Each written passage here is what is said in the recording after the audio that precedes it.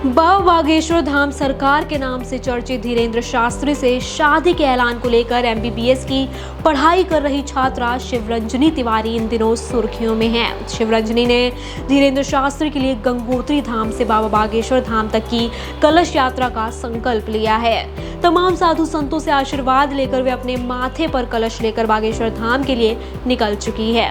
16 जून को शिवरंजनी की मुलाकात पंडित धीरेन्द्र शास्त्री से होनी है। इसी को लेकर दिए इंटरव्यू में उन्होंने कई दावे किए हैं। शिवरंजनी तिवारी ने इंटरव्यू के दौरान कहा कि उनकी इस यात्रा का उद्देश्य सनातन धर्म का प्रचार करना है। उन्होंने दावा किया कि 16 जून को जो भी बड़ा ऐलान होगा वो बागेश्वर धाम से ही होगा।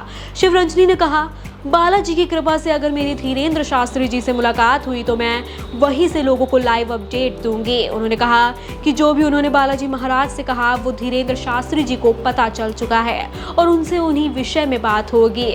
बातचीत के दौरान शिवरंजनी ने कहा कि बाबा बागेश्वर धाम सरकार यानी धीरेन्द्र शास्त्री उनके प्राणनाथ हैं। उन्हें प्राणनाथ कहे जाने को लेकर जब उनसे सवाल पूछा गया तो शिवरंजनी ने बताया कि साल 2021 में जब से मैं उनसे जुड़ी हूँ उन्हें इस नाम से संबोधित करती हूँ। उन्होंने कहा, जो मन की बात जान जाए वो प्राणनाथ ही होगा। बाबा मेरे मन की हर बात जान गए हैं। डॉक्टरी की पढ़ाई से धर्म प्रचार की तरह कैसे आई शिवरंजनी? डॉक्टरी की पढ़ाई से धर्म के प्रचार की तरफ आने के सवाल पर शिवरंजनी ने कहा कि हमारे परिवार में बचपन से ही आध्यात्मिक माहौल रहा है। उन्होंने कहा कि हमारा जो परिवार है वो जगत गुरु शंकराचार्य स्वामी स्वरूपानंद जी महाराज के परिवार से संबंधित है।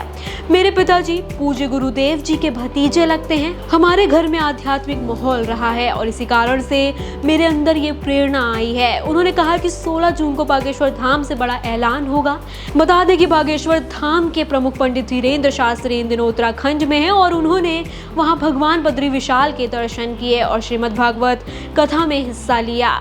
धीरेन्द्र शास्त्री हेलीकॉप्टर के जरिए बद्रीनाथ हेलीपैड पहुंचे थे। इसके बाद वो यहां से बद्रीनाथ मंदिर पहुंचे जहां उनका स्वागत बद्रीनाथ केदारनाथ समिति के उपाध्यक्ष किशोर पवार ने उनका स्वागत किया। पंडित धीरेन्द्र शास्त्री बद्रीनाथ के प्राकृतिक सौंदर्य से अभिभूत नजर आए और मंदिर खुलने के बाद भगवान के दर्शन किए। इस दौरान उनसे मिलने के लिए बाहर श्रद्धालुओं की भीड़ लगी रही।